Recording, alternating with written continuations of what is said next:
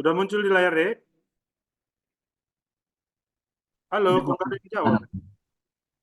Hah? Sudah muncul Dokter. Ya, oke. Nah, kita belajar selanjutnya tentang anti aritmia ya. Nah, saya sebenarnya pengen membuat kamu itu benar-benar paham mulai dari dasar, tapi gimana ya? Ilmu farmakologi ini ya harusnya kamu belajar itu kamu sudah mengerti fisiologi biokimianya gitu ya. Jadi ya mohon maaf kalau saya cerita kamu ada kurang pahamnya, ya berarti kamu harus lebih belajar lagi dari sisi fisiologinya. Kenapa saya di sisi itu nggak paham gitu ya? Gitu. Karena kalau saya udah berusaha sih mengulasnya dari sisi fisiologinya segala macam. Tapi ya tentu nanti akan lebih banyak lagi makan waktu ya. Jadi saya harapkan ya berikut-berikutnya kamu itu kalau di blog itu blog tentang sistem apa, kamu udah langsung belajar fisiologi sistem itu ya dengan bagus ya. Sehingga nanti ketika masuk perkuliahan saya ke farmakologi, kamu akan lebih bisa mengerti dan mengikuti ya.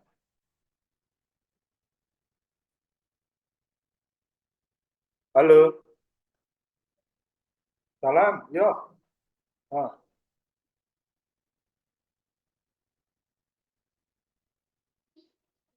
iya, iya, iya, kabari deh. Nanti kalau sudah apa, minta deh nomor teleponnya ya. Ya, saya... Oh, oh ya, ini apa nih?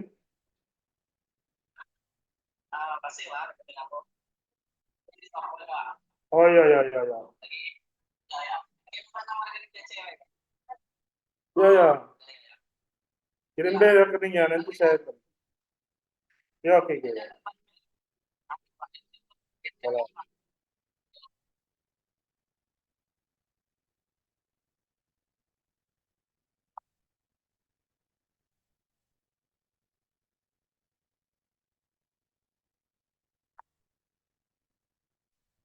Ya, anti aritmia ya, deh ya. Kita mulai. Nah, denyut jantung ya, ini harusnya kamu udah belajar ya. Jari nodus sinoatrial ya, SA node ya, itu adalah jaras konduksi ya. Kemudian dia akan menuju ke AV node ya, atrioventrikular ya. Kemudian ke bundle His, cabang kiri dan kanan, kemudian ke ventricle sehingga inilah dia sistem konduksi jantung yang menyebabkan jantung itu berdetak ya, berdetak dengan berirama ya, berirama. Bagaimana jantung itu bisa berdetak berirama? Kita lihat nanti potensial aksi pada kontraksi otot jantung itu berbeda dengan potensial aksi pada kontraksi otot polos. Nah, di situ harusnya kamu sudah belajar fisiologinya. Bagaimana neuromuscular junction pada otot jantung dan otot polos ya, sehingga kamu nanti nyambung ya. Kemudian nodus AV itu melambatkan impuls, mengambil alih jika nodus SA rusak. Lihat, kalau di sini ada kerusakan di SA, AV ini bisa dia mengambil alih. Tapi tentunya ini sudah tidak normal ya, walaupun ini kompensasi. Tapi ini tidak normal, jadinya nanti dia aritmia kan. Seperti itu ya. Dulu saya...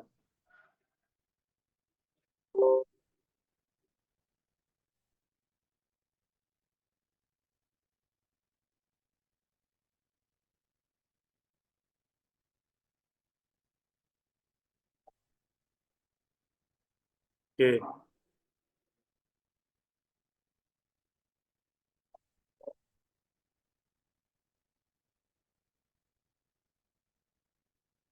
Oke ya, bisa paham ya. Nah, kita lihat di sini. Ini adalah impuls elektrik eh, pada konduksi jantung ya. Kita lihat, konduksi jantung itu kan ada konduksi SA, konduksi AV, konduksi di serat di atrium ya, konduksi di Purkinje fiber ya, di ventricle. Kamu lihat, inilah dia konduksinya, lihat ya. Ya, ya ini konduksinya. Oke, ini saya bilang ini potensial aksinya gitu secara eh, secara gampang ya. Inilah potensial aksi. Potensial aksi di S anode itu seperti ini ya.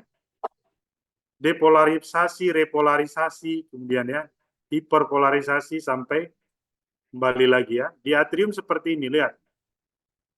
Oke, depolarisasinya sangat curam ya. Nah, ini kalau di avenut ya. Ini di Purkinje. Nah, di ventricle seperti ini, lihat. Ini yang penting. Karena potensial aksi di ventricle seperti inilah, makanya jantung itu dia kontraksinya beda dengan kontraksi otot polos pembuluh darah misalnya, atau otot lurik ya. Itu beda ya. Kamu lihat potensial aksinya. Jadi dia ada depolarisasi. Sebelum repolarisasi dia, pada saat repolarisasi dia ada fase plateau. Kamu lihat, plateau ya. Nah, plateau ini ada di sini peran daripada kalsium. Oke, baru dia repolarisasi dan hiperpolarisasi. Nah, makan bang. Makanlah, saya sudah. Nanti saya makan. Belum makan ya? Makan. Oke.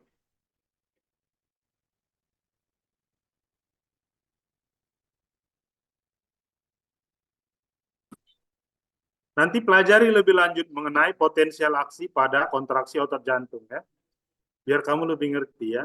Nah, adanya peran kalsium menyebabkan plateau inilah intinya, makanya kontraksi jantung itu berirama dan dia berfungsi sebagai pompa. Ya, jadi dia atrium dulu kontraksi, baru ke ventricle, atrium kontraksi, ventricle, membentuk suatu denyutan yang berirama sehingga dia berfungsi untuk memasukkan dan mengeluarkan darah dari dalam jantung gitu maksudnya ya. Nah, pada serapan elektrik ya, pada serapan elektrik ya dengan alat EKG itu akan seperti ini dia kontraksi jantung secara lengkap. Ada P, Q, R, S, T. Oke, P, Q, R, S, T. Ini yang kita sadap aktivitas kelistrikan jantung itu seperti ini. Kalau ini itu dari konduktivitas elektrikalnya karena adanya potensial aksi. Potensial aksi itu apa? Melibatkan apa? Influx natrium, exflux kalium, ada masuknya influx kalsium, seperti itu kalau di jantung ya. Jadi kamu harus pahami ini sebagai itu ya. Kalau ini sadapan yang kita terima dengan alat EKG seperti ini nanti bentuknya ya. Oke ya. Nah, ini sudah saya terangkan tadi. Kamu lihat ventricle. Ini resting potensial fase 0, oke.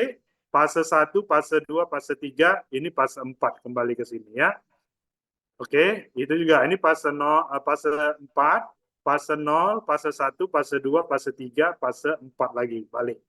Oke, ini EKG-nya ya. 200 milisecond seperti ini gambaran. Segini 200 milisecond ya.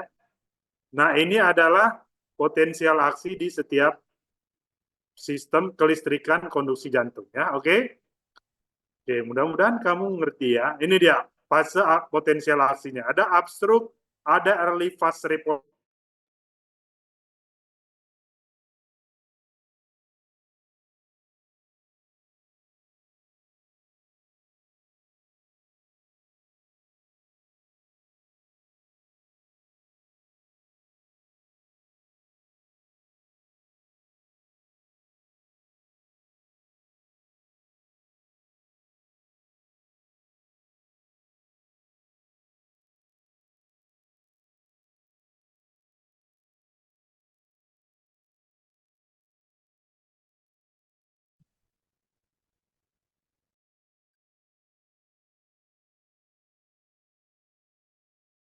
Upstroke.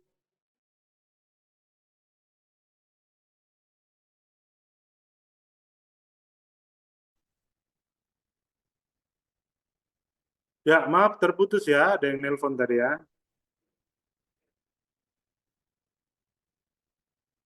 Slide-nya hilang ya. Iya, hilang dokter. Ya, saya share lagi ya.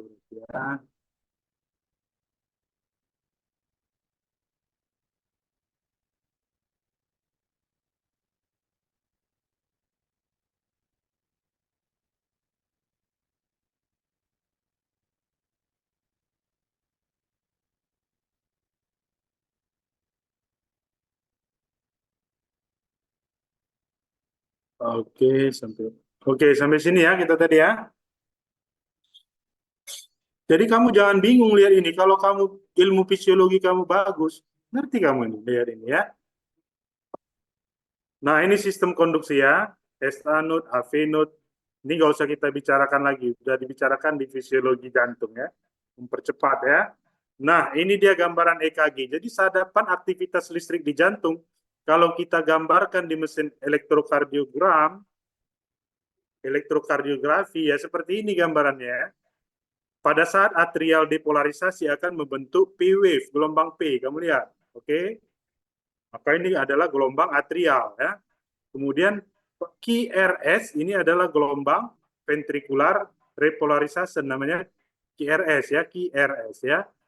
Baru ST ini pada saat ventricle mengalami repolarisasi, oke? Kemudian gelombang T ventricular repolarisasi juga. Ujung daripada repolarisasi ventricle. Ini gelombang T ya. Jadi ada sedikit hentakan dia karena dia sudah penuh ya. Feeling daripada ini ya, maka akan dihentakan membentuk gelombang T, oke? Nah, jadi ini gelombang P, Q, R, S ya. S dengan T itu ada segmen ST namanya, oke? Ini T itu sendiri, T wave. S ke T itu namanya gelombang ST, makanya ada ST elevasi. Meningkat dia ke sini dia ST-nya ini, ST-nya yang harusnya di sini normalnya. Kalau dia meningkat di sini itu namanya ST elevasi gitu ya. Harusnya kamu udah belajar lah ya tentang itu dengan dokter jantungnya ya. Kita nggak bahas itu terlalu dalam. Oke, yang penting ada gelombang P, ada QRS kompleks, ada ST, ada T. Itu yang penting dalam memahami gelombang jantung ya. Karena ini berkaitan nanti bagaimana kamu menilai suatu aritmia dari sadapan EKG ya. Kemudian antara P dengan R itu namanya PR interval ya. Jadi P dari awal P sampai sampai sini ya. Nah, ini dikatakan sebagai PR interval. Kemudian dari Q ya, PR itu sampai sini ya, sebenarnya sampai R.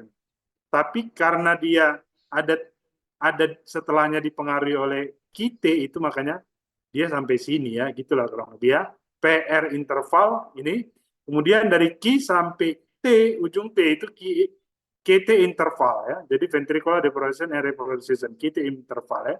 PR interval, QT interval. Oke, jadi ada P wave, QRS kompleks, ST segmen, T wave, PR interval dan QR interval. Oke. Nah, ini dia tadi. Ini kan aktivitas potensial aksi daripada otot jantung ya, neuromuscular junction di jantung ya. Nah, ini kamu pelajari nanti secara fisiologi. Kenapa di sini ada influx kalsium? Bedanya nanti dengan otot lurik, di sini nggak ada influx kalsium. Ya. Bedanya dengan otot polos juga di sini nggak ada influx kalsium. Bukan di sini dia ya. Nah, di sini ada dia gelombang plateau. Akibat adanya influx kalsium. Influx kalsium yang dari mana? Yang dari retikulum sarkoplasma otot jantung ya. Sehingga dia menyebabkan di sini ada gelombang yang plateau. Inilah alasannya nanti mengapa potensial aksi yang berbentuk seperti inilah yang mengapa nanti dikatakan denyut atau kontraksi otot jantung itu berirama ya. Oke, kita lihat. Nah, dari dia potensial resting membran ya, kemudian threshold ya, ada di sini. Ini dia fast natrium inward di sini dia ya. Fast natrium inward bukan late natrium inward, maaf. Late natrium inward itu ini dia deh. Dia untuk mencapai ke threshold. Oke. Setelah threshold nanti baru dia masuk ke fase fast natrium inward ya. Jadi cepat. Yang lambat langsung cepat. Inilah dia fase depolarisasi. Kemudian repolarisasi. Di repolarisasi ada fase plateau. Ya, di sini kalsium sudah mulai keluar, tapi keluarnya kalsium dibarengi oleh influx kalsium, sehingga yang positif keluar digantikan oleh yang positif masuk. Kalium yang keluar digantikan oleh kalsium yang masuk. Makanya gelombangnya jadi plateau dia pada potensial aksinya ya. Oke, ya. Nah, sampai tahap nanti kalsium tidak bisa lagi mengimbangi keluarnya kalium, makanya dia menurun ya, repolarisasi. Oke? Oke, ini harusnya kamu sudah belajar ya. Nah, ini dia potensial membrannya ya, yang saya bilangkan tadi ya. Cardiac action potensial ya, potensial membalanya seperti ini. Konduktan dari membrannya ini dilihat dari banyaknya ion-ion yang terlibat pada potensial aksi di potensial membran tadi ya. Ini dia. Oke. Nah, patofisiologi aritmia ya. Gangguan pembentukan impuls. Automatisasi normal berubah. Bisa terjadi pada SA, AV, atau His-Purkinje. Pembentukan impuls abnormal. Automatisitasnya yang abnormal. Ini terjadinya depolarisasi diastolik spontan pada nilai voltase yang lebih positif ya. Artinya misalnya gini ya. Ada aja misalnya aktivitas dari SA atau AV ini yang abnormal, misalnya dia berdenyut di luar dari yang seharusnya, maka akan berubahlah di situ ritme daripada jantung. Jadi ada misalnya prematur ventricular contraction. Jadi harusnya belum berkontraksi ventrikel ya, tapi sudah berkontraksi. Makanya dia dinamakan gelombang prematur ventricular contraction ya. PVC ya. Nah, seperti itu. Nanti kamu belajar sama dokter jantung ya, lebih ngertinya. Atau aktivitasnya terpacu, ada yang men-trigger aktivitasnya. Pembentukan impuls pada fase repolarisasi yang sudah mencapai ambang ya. Sudah pada fase repolarisasi, tapi ada pemicu untuk terjadi awal depolarisasi lagi misalnya ya, seperti itu. Oke. Aktivitas pacemaker abnormal terjadi bila kadar katekolamin meningkat dan iskemia. Nah, jadi iskemia itu sendiri di otot jantung dapat menyebabkan aritmia. Peningkatan kadar katekolamin juga dapat menyebabkan katekolamin endogen misalnya, dapat menyebabkan aritmia ya, terutama yang pada pasien-pasien yang memang sudah mempunyai kecenderungan kelainan jantung ya. Otot jantung bisa menjadi pacemaker. Nah, pacemaker ini kan sebenarnya SA node, AV node, jaras konduksi saraf jantung ya. Tapi kalau misalnya ada masalah ya, ada sesuatu, bisa terjadi sesuatu yang abnormal. Otot jantung itu yang menjadi pacemaker ya, di luar dari jaras konduksi jantung itu. Nah, itu akan menyebabkan gelombang yang aritmia ya, yang tidak ritmis ya. Aritmia kan yang tidak ritmis ya. Iskemia memacu peningkatan adrenalin. Ini adalah suatu katekolamin. Peningkatan katekolamin bisa menyebabkan abnormalitas daripada ritme jantung. Oke, sehingga menimbulkan aritmia ya. Kelainan konduksi impuls, misalnya aritmia arus balik ya, reentran aritmia itu, aduh ini nanti kamu belajar di dokter jantung lah ya. Harusnya dari SA node, AV node ini ke serat Purkinje, tapi nanti di bagian atrium atau di bagian ventrikel arus itu berbalik dia lagi ke atas, gitu loh maksud saya ya. Itu reentran itu ya misalnya, sehingga menyebabkan kontraksi yang abnormal lagi di atrium sebelum kontraksi yang ritmis itu selesai gitu ya. Nah nanti belajar sama dokter jantung ya. Nah, jadi heart block, kematian infak nodus. Jika nodus AV terblok, atrium dan ventrikel bisa berdenyut sendiri-sendiri. Nah, ini dia atrium ventrikel, otot jantungnya bisa menjadi pacemaker sendiri kalau ada sesuatu yang abnormal. Contoh yang abnormal itu adalah apabila terjadi blokade di AV node ya. Nah, sehingga nodus SA node mengendalikan kontraksi atrium, sedangkan nodus AV mengendalikan kontraksi ventrikel. Kamu lihat, disinilah dia akibat adanya blokade, otot jantung itu bisa menjadi pacemaker baru ya, sehingga ini akan menyebabkan aritmia. Jadi ventricular extrasystole itu akibat ini otot jantung ini mengalami kontraksi di luar dari jaras kontraksi yang disebabkan oleh jaras konduksi yang normal dari jantung ya, seperti itu ya misalnya ya. Atau misalnya apa, PVC tadi ya, ventricular prematur ventricular contraction segala macam ya. Atrial flutter ya, atriumnya itu berkontraksi lebih dari 200 misalnya. Nah, itu akibat otot jantung itu sendiri juga sudah sebagai pacemaker bisa, walaupun bisa karena penyebab yang lain ya. Akibatnya apa? Kalau dia iramanya sudah tidak irama normal, fungsi jantung sebagai pompa itu juga akan bermasalah kan? Pompa itu kan harus akibat kontraksi jantung yang ritmis, yang berirama, sehingga dia bisa memasukkan darah dan mengeluarkan darah. Dia bisa berfungsi sebagai pompa. Kalau ada irama yang aritmis, ini akan mengganggu fungsinya. Kalau fungsinya udah terganggu, berarti fungsi jantung itu sebagai pompa akan terganggu. Kalau sudah terganggu fungsi jantung sebagai pompa, apa yang terjadi? Ya, perfusi ke jaringan akan terganggu. Ya. Nah, tipe aritmia ada atrial flutter. Nah, ini dia sampai 250 sampai 350 denyut per menit. Ada PST ya, paroxysmal supraventricular tachycardia ya.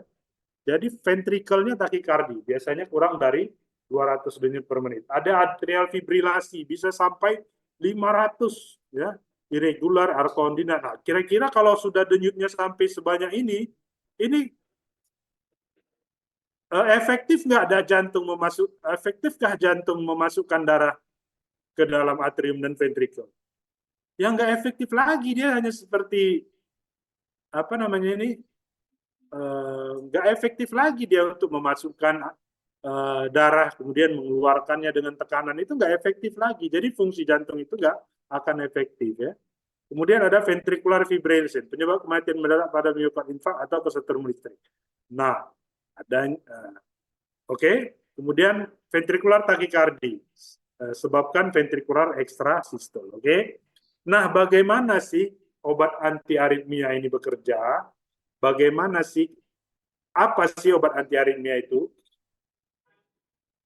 Obat anti aritmia ini sebenarnya adalah memanipulasi yang tadi potensial aksi jantung tadi loh, itu sebenarnya yang dimanipulasi sehingga yang tadinya denyut jantungnya berlebih sekali takikardi, karena kita manipulasi dengan kita meningkatkan kompleks QRS-nya, akhirnya rate-nya menjadi lebih bisa diturunkan gitu. Salah satunya ya, itu salah satunya. Atau inflak natriumnya itu diblokade ya. Inflak natriumnya diblokade dengan memblokade kanal natriumnya, sehingga ini akan mengurangi ritme jantung ya, yang tadinya tidak efektif dikurangi ritmenya sehingga dia menjadi lebih efektif sebagai pompa jantung, pompa ya, seperti itu. Jadi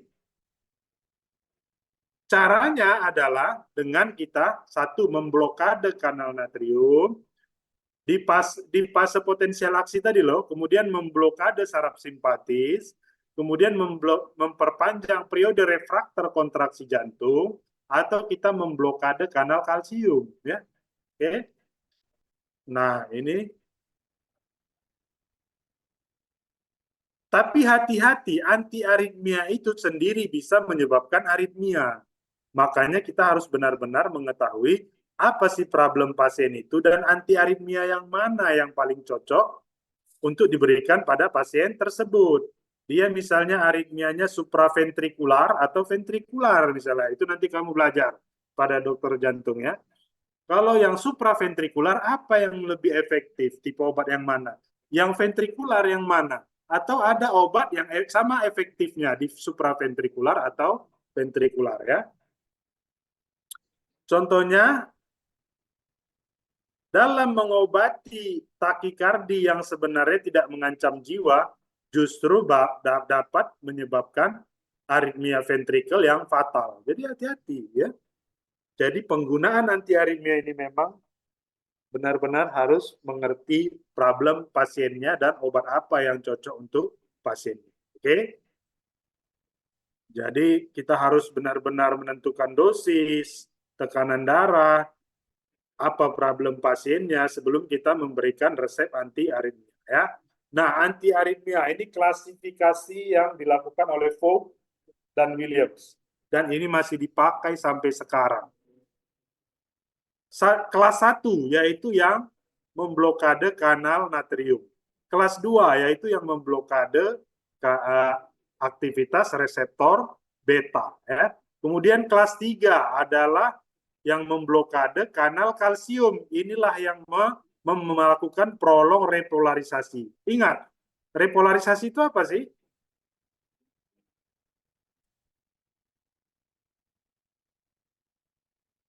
Kalau depolarisasi adalah influx natrium kan pada membran plasma, pada membran sel otot jantung ya.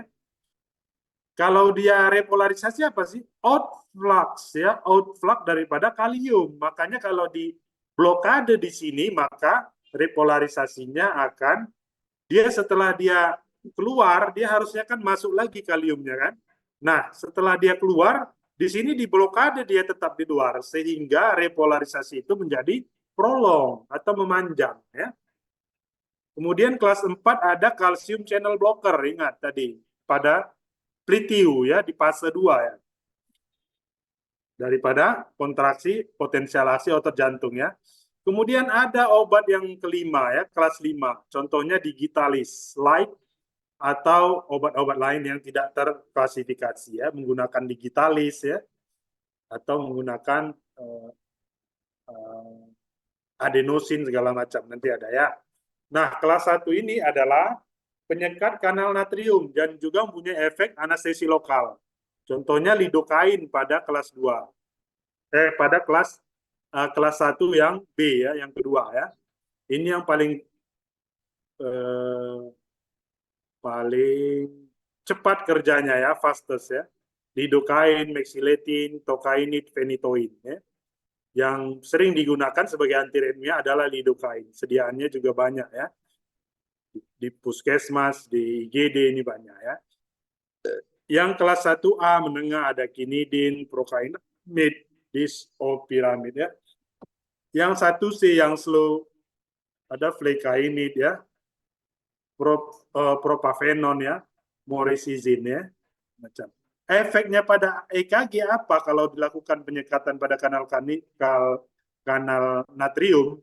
Dia akan memperpanjang kompleks QRS ya. Pilihan obatnya ya ini. Kalau yang 1B fast kerjanya cepat, kalau yang 1A itu menengah, kalau yang 1C itu yang slow. Jadi kalau yang dia untuk mengatasi eksaserbasi pastinya kita lakukan yang fast. Kalau misalnya untuk maintenance bisa kita gunakan yang slow seperti itu ya misalnya. Kelas 2 beta blocker ada propanolol, acebutolol ya, acebutalol ya, esmolol ya. Ini udah jarang sebenarnya digunakan ya. Lebih digunakan yang beta blocker yang selektif. Contohnya bisoprolol ya, bisoprolol ya, yang dia memang beta 1 selektif ya. Efeknya nanti adalah prolong PR ya. Kelas 3 memperpanjang fase repolarisasi dengan blokade ion memblokade ion kalium ya, amiodaron ya, kita melihat amiodaron. Ini yang sering digunakan ya. Retilium ya jarang ya, amiodaron yang sering dan yang banyak tersedia di rumah sakit ya. Ini akan menyebabkan prolong di interval QT ya. Kemudian kelas 4, pemblokade kanal kalsium, contohnya verapamil dan diltiazem. Nah, lihat, kan ini aritmia. Aritmia adalah jantung, maka kalsium channel blocker yang dipakai adalah yang aktivitasnya mensupresi jantung tinggi. Apa itu? Golongan DHP tadi kan? Yaitu verapamil dan diltiazem. Ya, tidak digunakan amlodipin ya, yang digunakan yang aktivitasnya di jantung yaitu verapamil dan diltiazem ya dalam memblokade kanal kalsium sehingga efeknya pada EKG itu prolong PR ya. Nah, ini kamu lihat, oke. Ini yang kita katakan tadi, kelas 1 dia memblokade kanal natrium. Lihat, makanya dia akan pada fase depolarisasi aktivitasnya pada fase 0 ya kan? Di sini dia yang kelas 1 ini kerjanya. Oke. Yang kelas 2 dia di adrenoreseptor antagonis ya, dia kelas 2 adalah adrenoreseptor antagonis atau beta blocker. Dia kelas 2. Kita lihat di mana kelas 2 kerjanya. Di sini dia pada fase resting ya. Oke, jadi dia memperpanjang resting daripada potensial aksi jantung sehingga dia mengurangi rate, ya kan? Oke, kemudian kelas 3, kita lihat. Tadi kan katanya dia pada memblokade kanal kalium kan? Di mana kalium? Kalium kan pada fase repolarisasi kan? Nah, ini nanti adalah kalsium kan di sini kan? Nah, ini kan kalium kan sini nih semua nih sampai sini. Ini kalium. Oke, karena ada kalsium tadi makanya ada pletium. Nah, pada saat fase kalium outflux daripada kalium inilah bekerja kelas 3 ini, oke? Makanya dia di makanya dia kerjanya di sini, lihat. Oke? Nah, oke. Di outflux daripada kalium, di blokadenya, oke? Yang kelas 4 yang kalsium channel blocker ya atau kalsium channel antagonis, kamu lihat di fase platiu dia kerjanya. Ini kan fase platiunya pada saat influx kalsium, ya. Karena dia memblokade di kanal kalsiumnya, makanya dia kamu lihat dia kerja di fase ini, ya, di fase 2. Jadi kelas 3 dan kelas 2, kelas 3 dan kelas 4 itu di fase 2 kerjanya dengan mekanisme yang berbeda, ya. Kalau kelas 3 memblokade kanal kalium, kalau yang kelas 4 memblokade kanal kalsium. Oke. Nah, ini kerjanya tadi ya. Jadi natrium channel blocker ya. Ini contohnya apa tadi? Yang B1 adalah lidocaine ya. Oke, nanti dibaca sendiri ya. Ada yang fast, ada yang moderate, ada yang intermediate, ada yang low tadi kan, slow ya.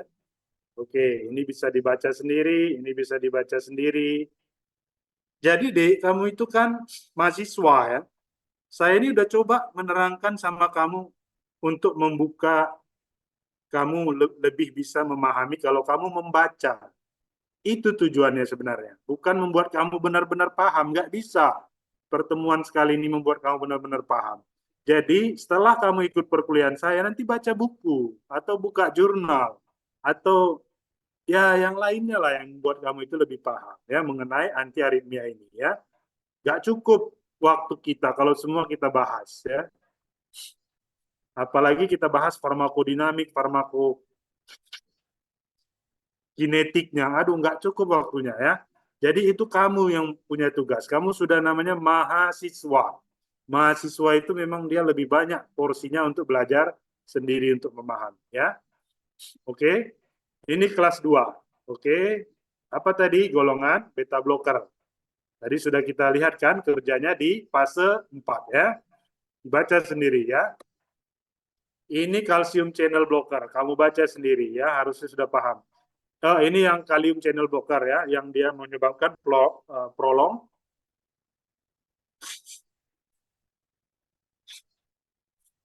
KRS tadi ya. Oke ya. Oke, ini yang kelas 4 ya, kalsium channel blocker. Oke. Ini kelas 5. Nah, kelas 5 ini dia yang ada contohnya apa? Digitalis ya, unclassified ya. Digitalis atau adenosin ini digunakan ya. Adenosin menyebabkan hiperpolarisasi. Setelah depolarisasi, repolarisasi kan setelah repolarisasi dia akan kembali menjadi polarisasi kan. Nah, tapi diperpanjang repolarisasinya sampai ke bawah melebihi polarisasi, dia menjadi hiperpolarisasi ya. Disitulah dia bekerja ya. Harusnya kamu sudah bisa memahaminya ya. Sehingga nanti efek-efeknya apa bisa kamu pahami sendiri ya. Kalau digitalis dia akan menyebabkan prolong AV yang refraktor. Nah, digitalis ini dia lebih kerjanya ke sistem konduksi jantung. Kalau yang lain-lain tadi kerjanya memanipulasi di potensial aksinya kan.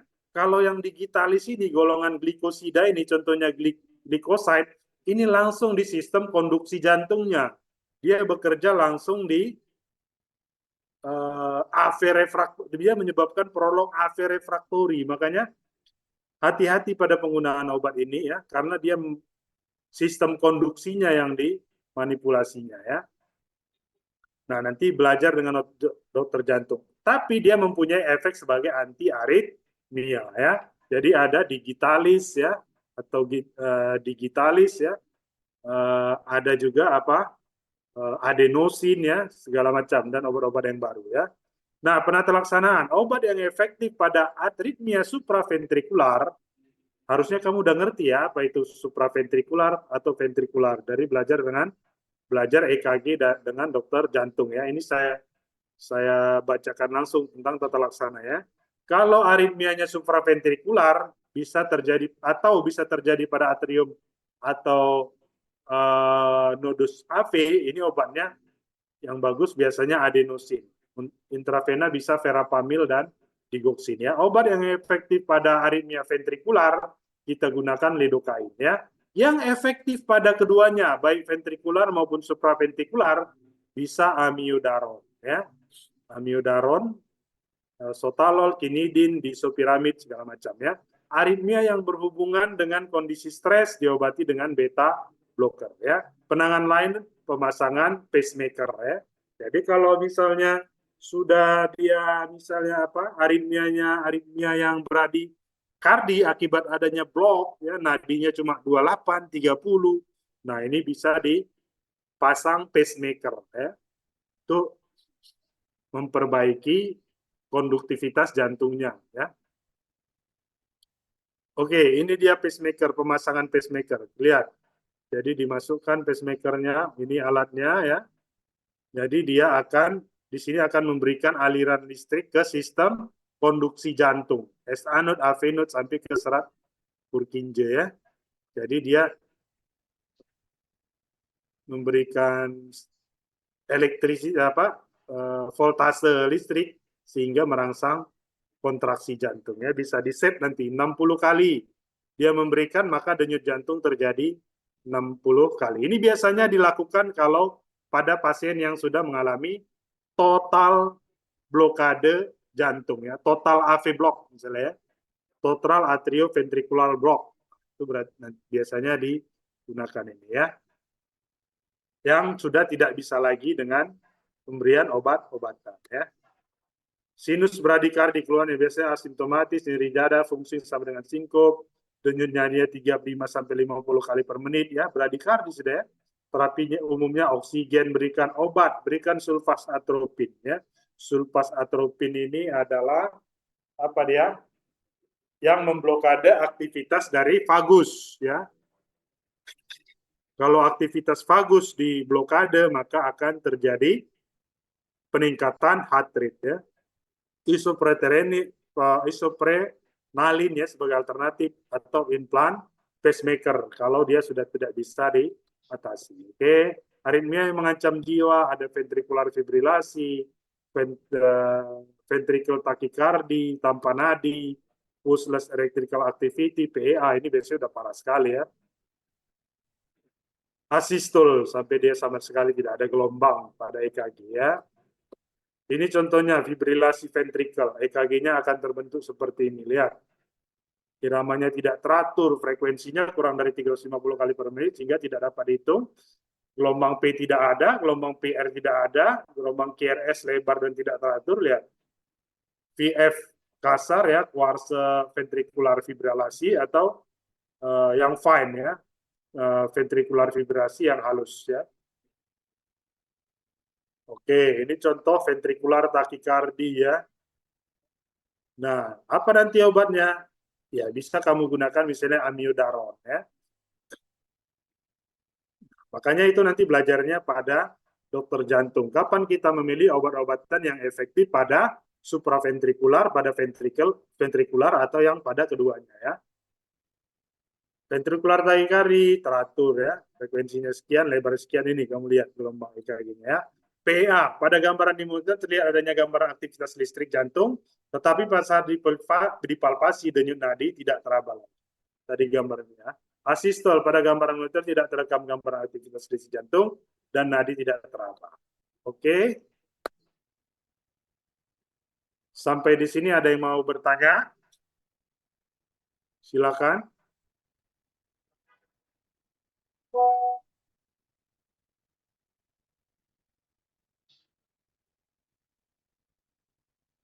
Ada yang mau bertanya?